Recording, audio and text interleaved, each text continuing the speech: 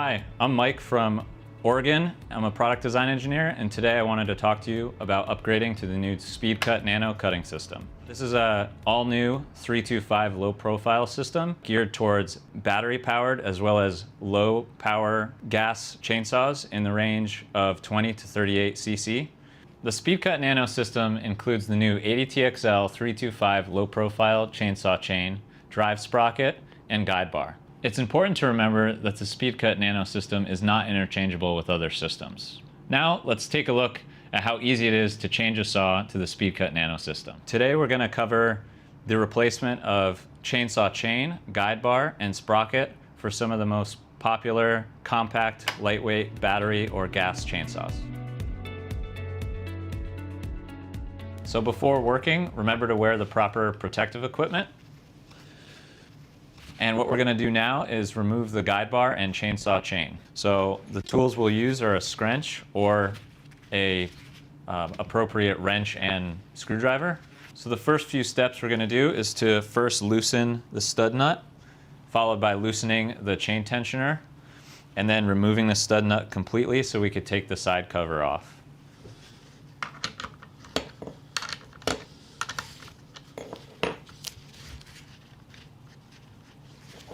So I'm going to go ahead and loosen the chain tension a little bit, followed by completely loosening the stud nut in order to remove the whole side cover.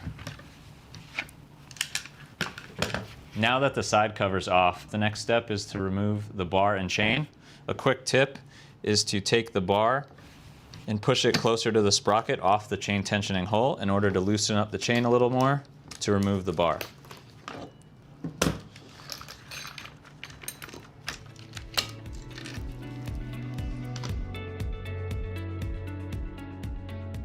So we just finished removing the bar and chain from this saw right here. We've done the same thing for a few other saws, and we're gonna just go over some terminology of the clutch styles of each saw. So these two right here are outboard clutches where the clutch is visible, and then you have the clutch cup inside of that. This one is an inboard clutch where you can see the clutch cup is covering the actual clutch itself. And then this one is a keyed shaft, which has a certain sprocket that does not have a cup. There's no clutch. Something else to be aware of when replacing your sprocket and cutting system is to look at the sprocket for any signs of wear on the spur teeth themselves. Any excessive wear, any visible wear you see, we recommend changing out the sprocket. And then also check for any cracks or damage to the skirt cup itself. So the first system we're going to replace is the inboard clutch. So we have a E-clip and a washer that holds the clutch in place, and we need to first remove those. So when removing the E-clip, be careful, as sometimes it has a tendency to spring. So once you have the E-clip removed, you can remove the washer, and then the clutch cup can come right out. Now that we have the clutch cup removed, we need to inspect the bearing for any damage. If necessary, apply some grease to it. It's important for the new system that we install a new sprocket, guide bar, as well as chainsaw chain, as the system works as a whole. Now that we've inspected the bearing for this particular model, the clutch cup has a notch in it that we need to seat.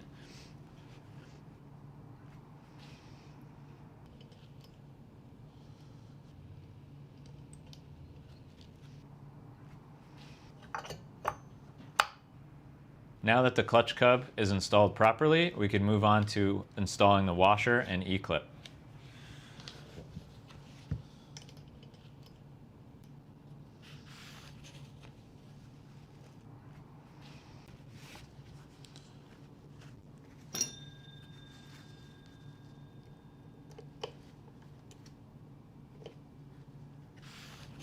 Now that this saw with the inboard clutch is ready to go for bar and chain, we're going to take a look at the keyed shaft sprocket. For the keyed shaft saw, you'll notice that we don't have the same clutch cut as we did for the previous saw. So what we're going to need is a pair of snap ring pliers and the new sprocket. So the first step is going to be using the snap ring pliers to remove the snap ring.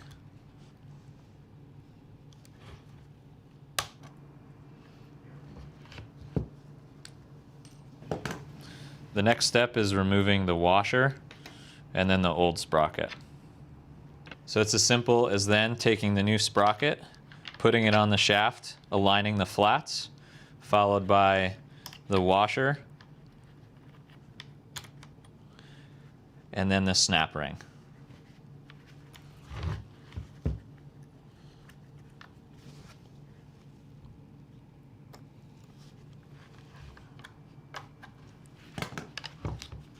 And now that we have this one changed over, we'll take a look at the next saw, which is the outboard clutch.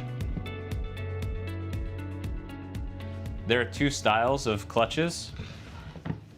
On this one, I recommend following the manufacturer's recommendations for removing the clutch. Some people use either brass punches or dowels to remove the clutch, and that is at your own risk. For this style, we'll be using an impact driver to remove the clutch. If you don't have one of those, you can use a wrench, but you'll likely need to insert some piston stop in order to stop the engine from turning over while removing the clutch. So when removing the clutch, it's important to remember that it's left-hand thread. So with the impact driver, just make sure it's going in that direction. So once you have the clutch loosened, you remove the clutch, remove the old sprocket, inspect the bearing for any damage, and re-grease it. And then you'll take the new sprocket and insert it back on the shaft with the greased bearing, making sure to align the oil pump drive features on the sprocket with the oil pump drive on the saw. Once that's done, we'll just put the clutch back in place. Remember, it's left-hand thread. Tighten that up, and you've changed it over. Now that we've converted these saws to have the SpeedCut Nano sprocket on them, we're going to go ahead and install the SpeedCut Nano guide bar and chain. The SpeedCut Nano system comes in different lengths, ranging from 10 to 16 inches. Here we have a 14-inch bar. We're going to first take that and slide it over the studs. It doesn't have to be aligned with the tensioning hole. We're going to take the chain. Sometimes it comes kind of looped up, but just unravel it. Then we take that chain, put it over the sprocket, line it up with the bar groove, and then over the nose. Once the bar is seated on the tensioning pin, we're going to take the cover and put it back on.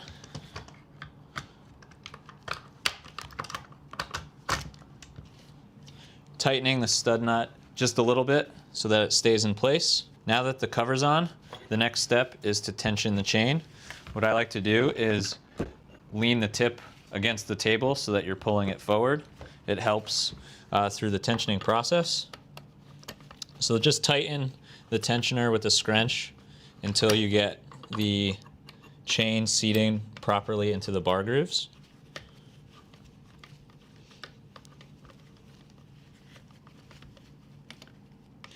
Once it's seated within the bar grooves, turn it an additional quarter turn. And then what it will do is tighten the side plate all the way. When the side cover is fully tightened, you want to move the chain, but you want to make sure that the chain brake is off. So check that the chain moves freely within the guide bar itself. And then an additional check we like to do is what we call snap tight. Pull it from the bottom outside of the guide bar to where it's fully clear, and then let go and make sure that the chain snaps back into the bar. So with these few easy steps, you can upgrade your system to SpeedCut Nano. For available parts and fit-up information for SpeedCut Nano or other Oregon parts, visit OregonProducts.com. Thanks for watching.